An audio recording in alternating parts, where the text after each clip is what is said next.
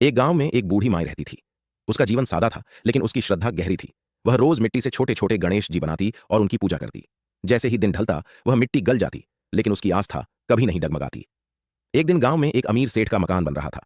माई वहां गई और मिस्त्रियों से विनती करने लगी, बेटा, मेरे लिए एक पत्थर का गणेश जी बना दो, रोज की मिट्टी गल जाती है। मिस्त्री हंसते हुए बोले, माई, जितनी मेहनत में तेरा पत्थर का गणेश घड़ेंगे, उतनी मेहनत में तो हम दीवार पूरी कर लें। हमें माफ करो। माई ने दुखी होकर कहा, राम करे तुम्हारी दीवार कभी सीधी ना हो। और चमत्कार हुआ।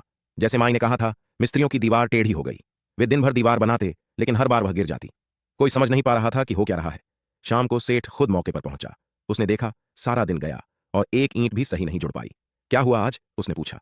मिस्त्रियों ने पूरी बात बताई। बुढ़िया माई आई थी, गणेश जी के लिए कहा, हमने मना किया और उसने हमें शाप दे दिया। सेठ घबरा गया, तुरंत माई को बुलवाया।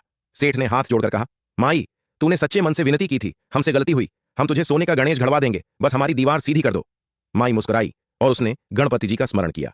अगले ही पल सेठ की दीवार सीधी बनने लगी। कोई रुकावट नहीं, कोई गिरावट नहीं, सब स्तब्ध थे। सेठ ने वादा निभाया, माई को सोने का गणेश जी बनवा कर दिया।